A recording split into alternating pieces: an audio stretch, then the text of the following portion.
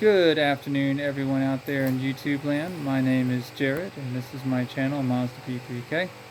In this episode, we're going to go over something that is often needed, but not often done until it's too late, and we are going to replace freeze plugs. So without further ado, let's get started. Once again, we're taking a look at the 5-liter block of my brother's 1993 Ford F250, and you'll notice there's some funniness going on here. So here we have a standard freeze plug. It's bulging out, which is not good. But then here, these are the rubber expander plugs, and in marine applications this is completely normal. But in standard automotive applications, that means that the metal freeze plug was either punched out and never replaced, or it rotted out and somebody needed to slap something in and get this going in a hurry, which is probably more likely. And the thing about the rubber expanders is they are temporary. They will work, but over time the rubber rots out and then it fails. So what that tells me is that the cooling system was neglected on this, and we are going to address that. What that also tells me is we need to replace every single freeze plug on this block, because freeze plugs tend to wear at the same rate regardless of where they are on the engine block. So if you've got two of them that have been replaced, you've got one that's bulging, and then we have on this side of the block, we have this guy here who's really heavily rusted, which tells me he doesn't have that much longer to live. So we need to go ahead, remove all those 6. There's also a really massive crank seal or cam seal plug. I'm not sure if we're going to need to remove that. I need to research whether or not coolant passes through there, because that's the main reason you have to do this, is that coolant has rotted away your plugs, or lack of. So we're going to get working on this. I'll show you how to knock these out in a clean way. I'll show you what you got to do to prep for the replacement. And then we're going to install some brand new brass plugs, which brass doesn't have the same rot issues even if you neglect your cooling system. Okay, so this is the reason why you got to service freeze plugs if you don't take care of the cooling system. Corrosion will eat through the galvanization on the plug, and then it will begin to rust. This one is still okay. As you can see, it is rusting, and over time it would fail. Now, something else this is going to show you is you now have a window into your water jacket, and as you can see, it's really nasty in there. And again, if the cooling system hasn't been neglected too long, you can rescue this. You can run good coolant. There's multiple kinds of coolant flushes. There's specialty products to help get rust out. But if it's too far gone and you try to remove the rust, you're going to open a hole in the water jacket and your engine will terminate itself. I had that happen to me on the first engine for my truck. So, word to the wise, don't let this happen. Change your coolant every 60,000 miles or per the manufacturer's recommendation, and that won't happen, and you'll be just fine.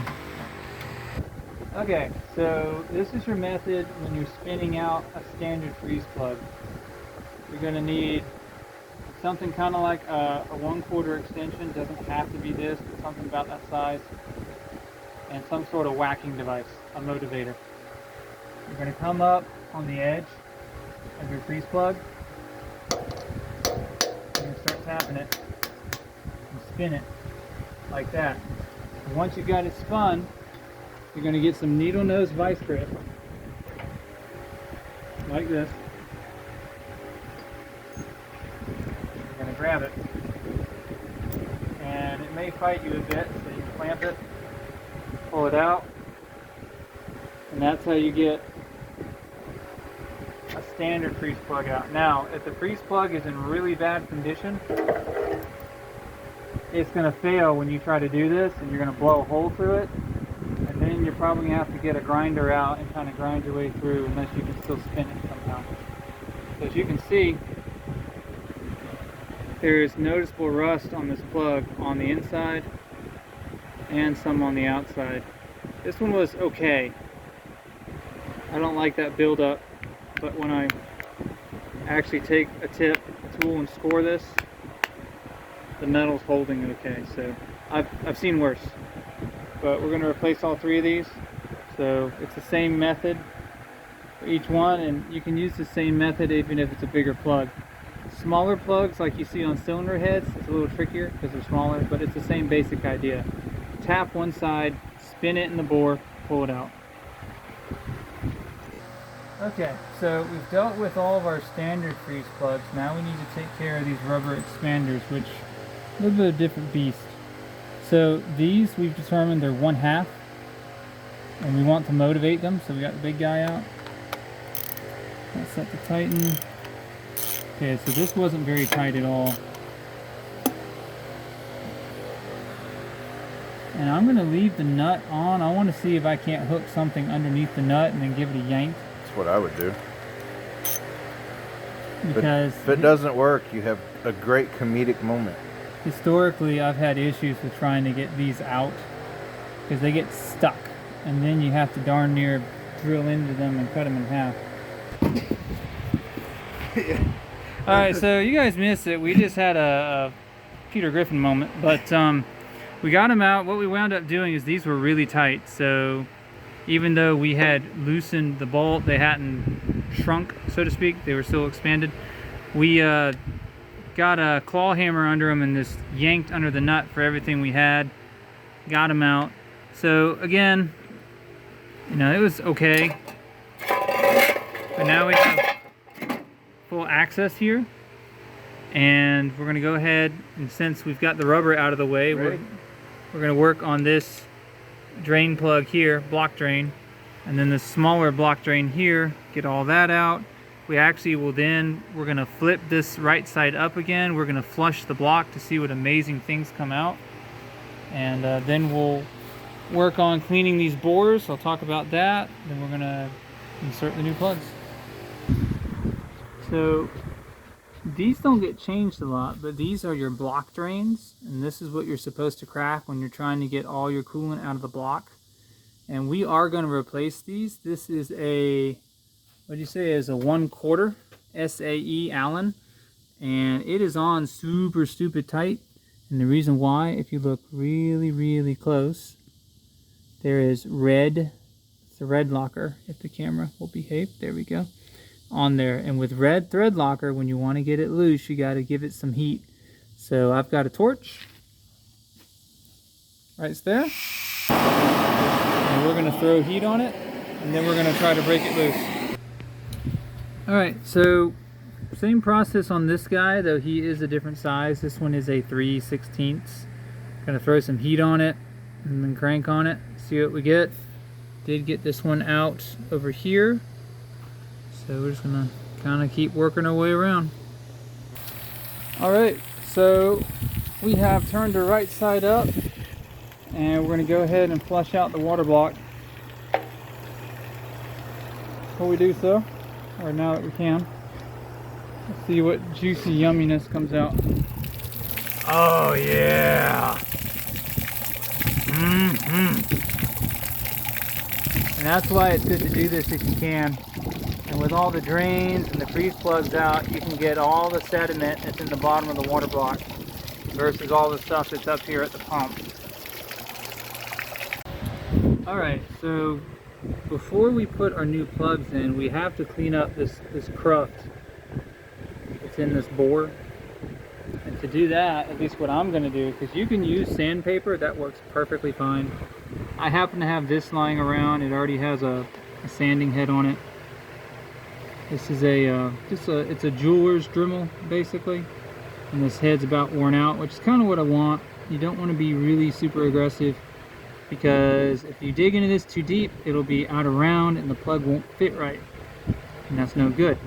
So we're going to take this and we will move it just kind of in circles around the bore a little bit until we clean the garbage out, and then we'll go ahead and start working on sizing the freeze plugs. Alright, I finished cleaning out the bores with my tool, so now we're at the point where we're going to do reinstallation. So this is a Dorman Replace It kit. Part number is 567009. As you can see, it has lots of goodies in it. It has super tiny plugs. It has brass plugs, which are much more corrosion resistant than the steel ones.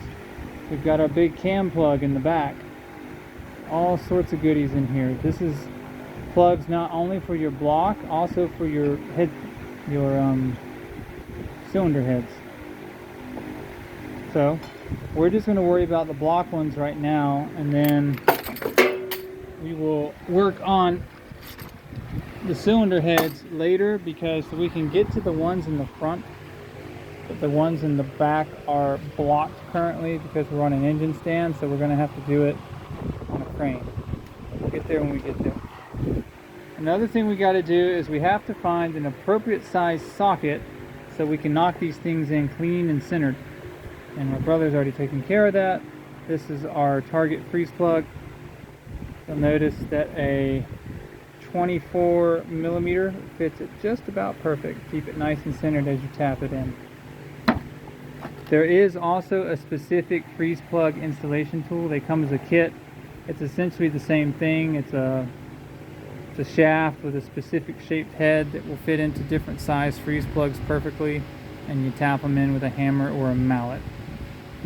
But if you're doing this at home, you don't want to buy the tool, get an appropriate size socket and you should be fine. Okay, this is a subject of a lot of debate online. Let me throw in my 2 cents. Do you install your freeze plugs wet or dry? And by that, do I mean, do you coat them in RTV or not? If you read official manuals, they say no, they need to go in dry. If you talk to old timers, they'll say no, put them RTV on them. My 2 cents is, if you're working with an older block that already has imperfections and corrosion from a neglected cooling system, we'll put RTV on these. It's going to do 2 things. One thing it's going to do is, along your actual sealing surface, which is the edge here, it's going to take care of any imperfections that you find, which we actually have a couple in those bores that I cleaned out. Thing number 2 is, if you're not using a brass plug and you've got a cooling system that's in poor shape, it's going to provide a layer of protection if you put RTV here to help protect the freeze plug so it will last longer. Those are my 2 cents. Flame me in the comments if you want. That's my story, and I'm sticking to it. So we're going to coat this in RTV, and then we're going to go for installation. Good afternoon, everyone. Today is a new day, and I wanted to show you, this is some evidence that I acquired the other day. This is a freeze plug from the cylinder head, and then this is one of the freeze plugs I showed you from the block. Now you'll notice they are different sizes, but one of the other things I wanted to notice, this was coated in RTV before it was inserted, and you can see it made a big difference. The RTV has acted as a protective coating, and you'll notice that there is rust, but the rust is on the RTV versus actively trying to flake away at the galvanized metal. So that's a vote in favor of Team RTV as far as inserting freeze plugs. Alright, I don't have it all the way in, but this is kind of what you're looking for. When you push or start tapping in your freeze plug, you need to make absolutely certain that it's level on the way in. If you're coming in at an angle, it's not going to seal right. So I've coated the whole thing with RTV. I need to tap it in a little further. As you can see, we got a lip sticking out. And if you check, get some freeze plugs over here that are visible. If you check this freeze plug here, which I think was done, I think these are remanufactured heads, but you'll notice the lip of your freeze plug is a little ways in, and what that does is, because there's this bevel here, it squeezes the plug to create pressure to make it hold in place against the pressure of the cooling system. If I left that plug where it is right now, it would just pop out and make a huge mess really fast. Ask me how I know. Been there, done that. So we want to tap this in so we got a little bit of bevel edge here. Keep that in mind and be gentle, because you tap too far, you'll just pop it into the block You have to fish it back out and do it all over again. Okay, here's my end results. Now what I did is after I tapped these in for a bit, I checked where they were against the bevel on the bore. And the way this works is you got to tap in enough that this outside rim is getting squeezed at the very end of the bevel where it's a smooth, straight drill in. And that's what puts pressure on these to help hold them in place. So if your plug's going in a little bit cockeyed, you may need to take like a 1/4 extension and then tap the side that's cockeyed and kind of straighten it out, and then come in with your big socket again and keep tapping it forward until you're happy with what you have. Because you want to tap it in until you know it's getting squeezed and it's going to be good. But you tap it in too far, it'll pop out. It'll wind up in your water channel block. So I've already shown you guys how to insert freeze plugs. Got these guys right here. You're going to do the same procedure against the ones for the cylinder heads. You've got one, and I haven't removed it yet, but you have to remove the accessory chunk right here. And there's another one in the front on that side. And then you have this one here in the back. This other one here in the back. I'm not going to remove the cam seal. Best I can tell, it's not leaking and it's oil only, so you shouldn't have to worry about rust. Now what I am going to do is I will remove these plugs back here and I'll put in new plugs. And I have not installed the replacement plugs on the block yet, but procedure is the reverse of what you saw earlier in the video. You're going to get the appropriate sized Allen key. You're going to get some kind of thread locker. I believe I have thread locker orange in storage, which is, it has the strength of red, but it can be removed mechanically like blue, which is nice. So then you don't have to put heat on it. So I'm going to do that. I'll use thread locker orange. I'm going to replace all those drain plugs. And then at that point, I'm going to call it a completed repair.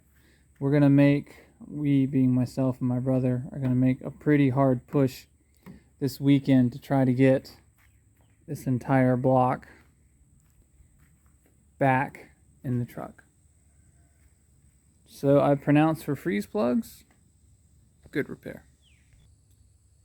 Alright guys, that is going to do it for the freeze plug remove and replace and block drain plug remove and replace for my brother's 1993 Ford F250 with the 302, also called the 5-liter small block V8 in it. If you learned something, please leave a comment. If there's something you want to critique, please leave a comment. I do read them all and I respond to most of them, and I actually enjoy doing that. I learn from you guys, and I'm also able to answer other questions that may not have been directly answered in the video. And if you really did like this video, please do like, share, and subscribe, because that helps to grow the channel, gets more eyes, more visibility, and will hopefully lead to the ability of the channel being able to pay for more tooling, better facilities, and new projects. And remember, I make the mistakes so you don't have to. I'll see you guys next episode.